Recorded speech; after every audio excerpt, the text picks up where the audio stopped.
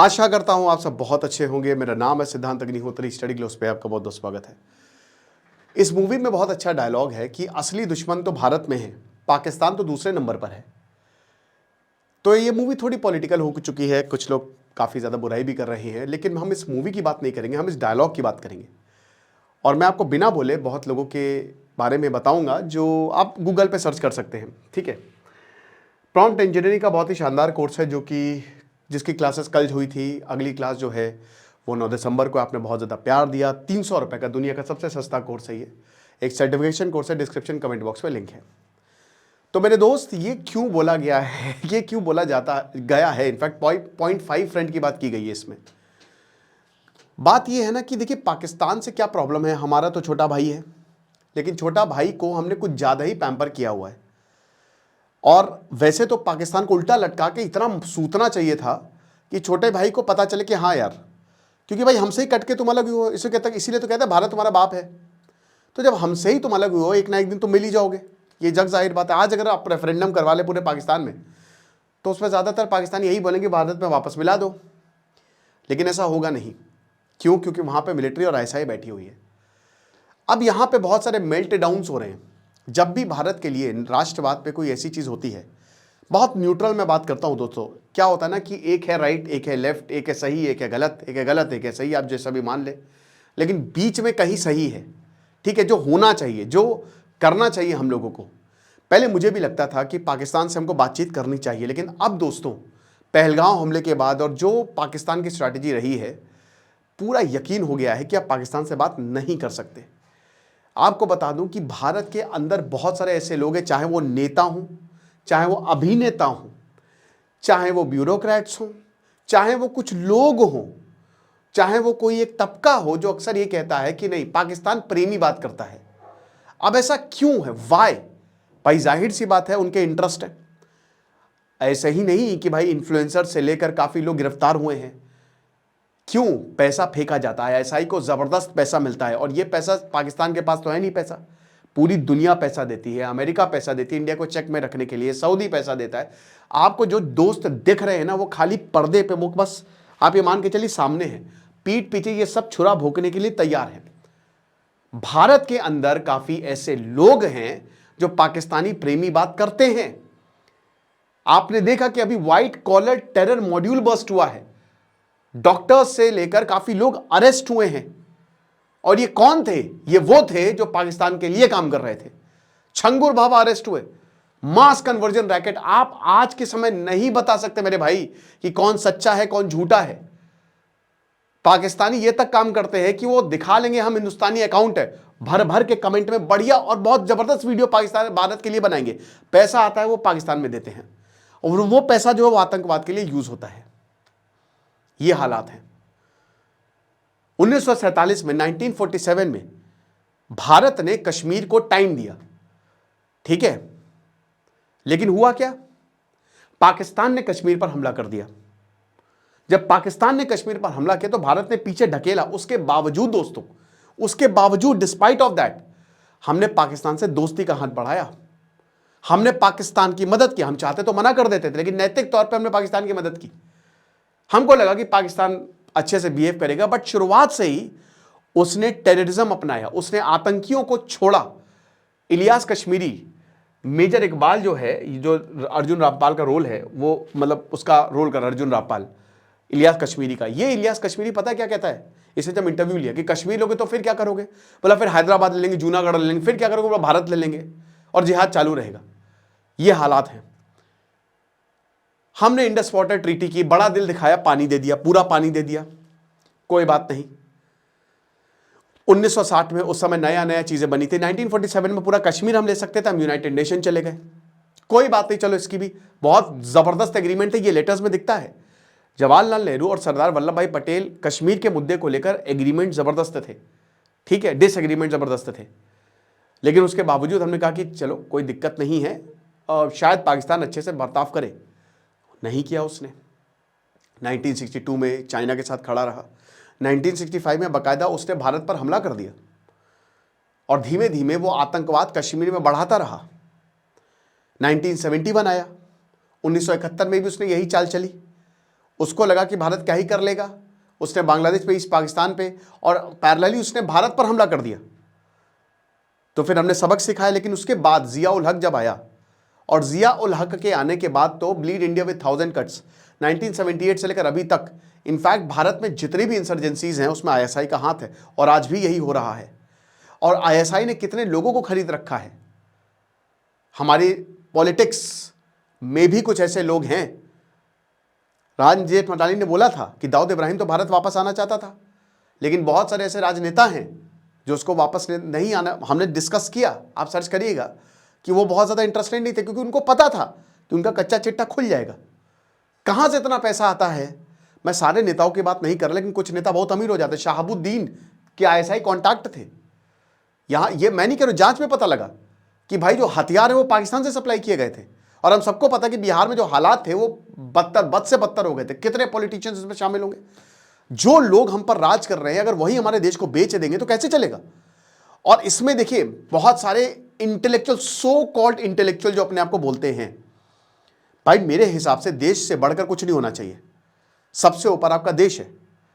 Fundamental rights, fundamental duties, directive principle of state policy, हमारे पास संविधान है।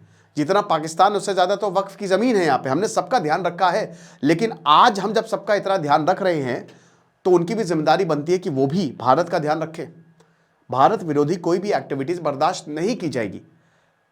1978 में ऑपरेशन काहूटा, आप विश्वास करेंगे कि इजराइल ने, आप विश्वास ही नहीं कर सकते, इजराइल उसने कहा कि पाकिस्तान न्यूक्लियर नेशन बन रहा है, मार देते हैं उखाड़ के, क्या प्रॉब्लम है। ना इंदिरा गांधी ने उसको, ठीक है मैं मानता हूं कि जियो पॉलिटिक्स रेपरकशन हो जाते, बट आप ऐसे डरते रहेंगे तो कैसे काम चलेगा। ये हर रिपोर्ट में है कि अगर उस समय भारत चाहता तो पाकिस्तान को इतने टुकड़ों में तोड़ता। 1993 की सीआईए की ऑफिशियल रिपोर्ट है कि उस समय पाकिस्तान इतना कमजोर था कि भारत का एक हमला पाकिस्तान बिगड़ जाता। लेकिन ऐसा हमने नहीं किया, हमने बार बार मौके दिए पाकिस्तान को। उसका रीजन एक ये भी है कि कुछ लोगों को पाकिस्तान से प्रेम है, क्योंकि वो वहां से माइग्रेट करके यहां पे आए हैं। अब उनकी वहां पे यादें हैं, उनके पिताजी की यादें वहां पे हैं, इसलिए उनको बड़ा मजा आता है। मैं नाम नहीं लूंगा, लेकिन रॉ के जो चीफ है वो भी काफी कहते हैं कि भाई पाकिस्तान से बातचीत होनी चाहिए, पाकिस्तान से बातचीत होनी चाहिए। एनीवे, मैं 1978 पे आता हूं। इजराइल ने बोला कि चलो मार देते हैं, खत्म कर देते हैं, न्यूक्लियर फैसिलिटी बना रहे हैं। इंदिरा गांधी ने मना कर दिया। हमारे कुछ देश के नेताओं को आरएनएडब्ल्यू से बड़ी प्रॉब्लम थी। मोरारजी देसाई, आईके गुजराल, बहुत दिक्कत थी इनको रॉ से, ठीक है।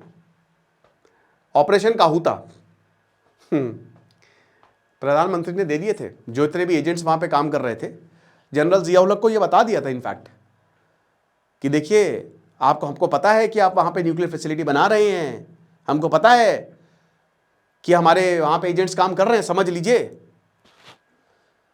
एक एक करके पूरी तरीके से मार दिया सारे, जितने 150 से 200 एजेंट्स वहां पे काम कर रहे थे। और ये जो 2 कौड़ी का बॉलीवुड है, जो ये आप देखते हैं ना कि कैसे ये मूवी दिखाता है जिसमें इधर आईएसआई का झंडा, इधर भारत का झंडा, सब पाकिस्तान का प्रोपेगेंडा चला रहे हैं।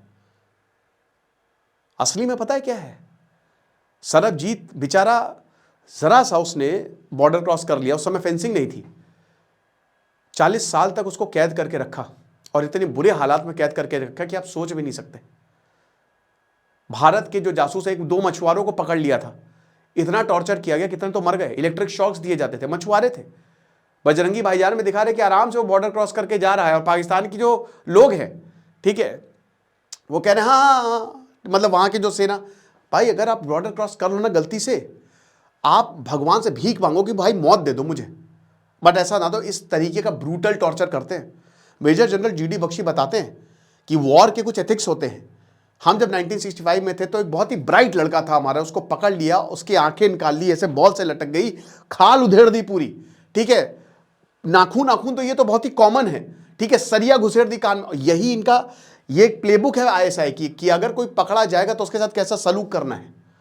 और हम लोग क्या करते हैं, हम लोग ताली बजाते हैं। क्यों, मैं बताता हूं। एक चीज कंपलसरी होनी चाहिए, जितने भी नेता है ना, नेता, इनके जितने भी इनके बच्चे हैं ना, ये सब के सब इतनी बड़े, बहुत, चाहे वो बीजेपी हो चाहे कांग्रेस हो, आप इनकी जरा हिस्ट्री खंगालिए और देखिए इनके बच्चे कहां पढ़ रहे हैं। बहुत भारत की बात करते हैं, सब बाहर पढ़ रहे हैं, ठीक है। सब बाहर। किसी ने तो नागरिकता ले रही है, जो इतनी लेजर आइज आप करके दिखाते हो ना, उनके बच्चे ने तो नागरिकता ले रही है अमेरिका की। तो ये जो नेता है ना, इनके बच्चों को आर्मी में कॉन्स्क्रिप्शन कंपलसरी है आपको देनी, और ब्यूरोक्रेट्स को भी, क्योंकि इन्होंने भारत को बपौती समझ के रखा है। इनको लगता है कि इंडिया है क्या, हम कुछ भी मजाक कर लेंगे। भाई जिगरा चाहिए, इतने घाव दिए हैं पाकिस्तान ने आपके ऊपर और आपने हफ्ते ले लिए हैं। इतनी ताकत थी आपके पास, इतनी ताकत थी, लेकिन उसके बावजूद तो दूसरा वाला तो भाई आपको ये कमजोरी समझेगा। भाई इतने भी अच्छे ना बनो कि दुनिया आपको बेवकूफ समझने लगे। तो दूसरा वाला तो सोचेगा कि इसको जितना मारो मारो, क्या इसको, ये तो पलट के वार ही नहीं करेगा। 2003 के बाद आपने इतना बढ़िया कोल्ड डॉक्ट्रिन आपने शुरू की, आपने इंटीग्रेटेड बैटल ग्रुप्स बना दिए, 26/11 हो गया, पड़े हुए हैं। इस मूवी में दिखाया गया है एक बहुत ही, मैं बता तो रहा हूं कि जासूसी is the first line of defence, लेकिन आपने हमारे जासूसों को मरने के लिए छोड़ दिया। क्यों? क्योंकि कुछ पॉलिटिकल जो लोग थे वो, उनको पसंद नहीं था RNAW। ठीक है, 1962 में एक बहुत शानदार किताब है द वॉर दैट वॉजंट, मैं उसको बार बार, जो भारत युद्ध जीत सकता था, हमारे कुछ पॉलिटिकल लोगों की वजह से वो युद्ध हम हार जाते हैं। क्यों? ये जो फ्रंट है, ये भारत को अंदर से खोखला कर रहा है। हमें अपने देश को बचाना है। बंगाल में फेंसिंग हो रही है तो उस पर बवाल चल रहा है, SIR हो रहा है तो उस पर बवाल चल रहा है। और मेरे ख्याल में सबसे बड़ी दिक्कत यह है, जैसे अगर मैं प्रधानमंत्री होता, मैं क्या करता, मैं जितने भी लोग चीज़ों को क्रिटिसाइज कर रहे हैं, मैं उनको टेक ऑन करता और उनके जवाब देता, चाहे जितने भी लोग हों। आप आइए अपने सवाल लेके, मैं आपको जवाब दूंगा। मेरा कहने का मतलब यह है कि कोई भी सरकार है, अटल बिहारी वाजपेयी 1998 में बस लेकर चले गए, आपने कितनी बार बात करने की कोशिश करेंगे भाई। 1971 में 72 के बाद 1 साल बाद जब बेनजीर भुट्टो यहां पे आता है, यहां पे पैक्ट होता है बाकायदा, शिमला एग्रीमेंट, और भारत सारे सैनिक वापस दे देता है। सारे सैनिक, 1/3 था ये पाकिस्तान की सेना के, सब वापस दे दिए। वही भुट्टो जाके भारत के खिलाफ नफरत की बात करता है, बोला कि हम घास खा लेंगे, ठीक है, लेकिन हम न्यूक्लियर बॉम्ब बनाएंगे। और 1978 के बाद से जनरल जिया उल हक फिर भारत के ऊपर एक अलग ही वॉर छेड़ देता है। उस समय भारत हमला करता, किसी को औकात थी? यही सेम बाद में भी इजराइल ने बोला हमला कर देते, बट उस समय राजीव गांधी ने मना कर दिया। कई बार भारत को ऑफर मिले। आगे आने वाले समय में हमले हो सकते हैं तगड़े। हालांकि अब हमने ये सबक जो है ना, ये पाकिस्तान से दोस्ती का हाथ बढ़ाने का, ठीक है, ये सीखा 2008 में, और ये पूरा इकोसिस्टम इनका काम करता है। 2008 के बाद फाइनली हमने समझा कि कितना जरूरी है इंटेलिजेंस एजेंसी, तब जाके अभी तक हमारे ऊपर हमले नहीं हो पाए हैं। और हमारी इंटेलिजेंस एजेंसी ने, मैं मनमोहन सिंह की इस पर तारीफ करूंगा कि उन्होंने NIA बनाई। नरेंद्र मोदी आए, नरेंद्र मोदी की इस बात पे मैं तारीफ करूंगा कि भाई उन्होंने एक्शन लिया एक्शन। लेकिन बीजेपी भी, देखिए, जब हम बांग्लादेश माइग्रेंट की बात करते हैं ना, आपको हैरानी होगी जान के कि कांग्रेस ने ज्यादा बांग्लादेश माइग्रेंट को भगाया था, बीजेपी ने नहीं भगाया था। सब पॉलिटिक्स है मेरे भाई, सब पॉलिटिक्स है। जनता को जागना पड़ेगा, सही सवाल पूछने पड़ेंगे। Hitchhikers guide to the galaxy बहुत बढ़िया किताब है, उसमें बोलते हैं कि आप सही सलामत सही सवाल पूछिए, ठीक है, आप बढ़ते रहिए आगे। लेकिन ऑन दी अदर हैंड आपको अपने पड़ोसियों को भी देखना है। देखिए, पाकिस्तान एक बर्बाद देश है और भारत आगे बढ़ता जा रहा है, तो पाकिस्तान को बर्दाश्त नहीं है ये चीज। आज हर एक पाकिस्तानी भारत में आना चाहता, भारत की नागरिकता लेना चाहता, कितने तो आ गए। अगर मैं बताऊं कि जैसे बहुत सारे पाकिस्तानी भारत में रह रहे हैं, बहुत समय से रह रहे हैं, वो पाकिस्तान छोड़ के आ गए, ठीक है, हम उनको निकालने की बात कर रहे हैं, लेकिन सच्चाई ये है कि वो पाकिस्तानी आज गरिया रहा है पाकिस्तान को कि भाई मुझे नहीं रहना है वहां पे, मैं भारत का हूं, मुझे भारत में रहना है क्योंकि मुझे यहां पे ज्यादा अच्छी लाइफस्टाइल है। ठीक है, ये चीज है। देश जो है ना वो चलता है भावना पर, वो चलता है राष्ट्रवाद पर। आप जहां पे रह रहे हो आपको उसके लिए कृतज्ञ होना पड़ेगा, वरना देश तो टूट जाएगा। आप अपने लिए भी सोचिए और कलेक्टिवली भी सोचिए। ऐसे बहुत सारे मौके आए हैं जब पाकिस्तान ने ऐसी ऐसी हरकतें की, फिर भी हमने पाकिस्तान को सब कुछ दिया है कि जो ले लो भैया, हमसे एक्सपोर्ट इंपोर्ट भी कर लो, हमसे तो तुम पानी भी ले लो, हमसे क्या चाहिए, तुम मेडिकल आ जाओ, यहां पे इलाज भी करवा लो, आ जाओ। हमने एक विंडो खोल दी थी। मसूद अजहर मस्त गाड़ी में 1994 में कश्मीर आता है, तब जाकर उसको गिरफ्तार किया जाता है। ठीक है, 1989 से लेकर 1991 तक कश्मीर लगभग भारत से कट गया था, स्पेशली 17-18 जून जनवरी तक 3 दिन तक कश्मीर भारत से कटा रहा था। हमारी आर्मी बहुत कैपेबल है। मैं आर्मी को क्यों इतना ऊपर रखता हूं? क्योंकि आर्मी का जो हमारा, मैंने खुद दोस्तों एंट्रेंस दिया है और हमारी आर्मी बहुत डेमोक्रेटिक है, बहुत ज़्यादा, और वहाँ पे सिलेक्शन होना बहुत मुश्किल होता है। 4 बार एसएसबी मैंने दिया, मैं नहीं सिलेक्ट हो पाया। मेरे दोस्त ने 15-15 बार एसएसबी दिया, तब जाकर उनका सिलेक्शन हुआ, कुछ का तो तब भी नहीं हुआ। तो आर्मी को अपना काम करने दीजिए। पॉलिटिक्स हमारे राजनेताओं को होना ही चाहिए कि आपको जो सही, जिसका काम उसी को साझे, आपको जो सही लगता है वो करिए, ये कमान आपके हाथ में है। हम बीजेपी की बात करते हैं, अटल बिहारी वाजपेयी, ऑपरेशन पराक्रम 2001, यहाँ पे उस समय के जो लीडर हैं, जो जनरल थे, वो बताते हैं कि हमारी सरकार की तरफ से स्ट्रिक्ट ऑर्डर्स थे कि आप पाकिस्तान पर हमला नहीं करेंगे। कारगिल में स्ट्रिक्ट ऑर्डर्स थे मेरे भाई 1998 में कि आप एलओसी क्रॉस नहीं करेंगे। अब आप बताइए मेन क्या है? मेन पॉलिटिक्स है। इसीलिए भारत के बाहर तो आपके कम दुश्मन है, भारत के अंदर ज्यादा दुश्मन है।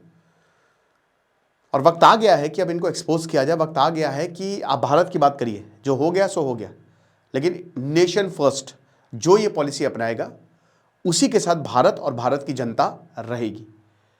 आपको क्या लगता है मुझे कमेंट बॉक्स में बताइएगा। बाकी ये बहुत ही शानदार प्रॉम्प्ट इंजीनियरिंग का कोर्स है, इसको आप अवेल करें। Thank you so much.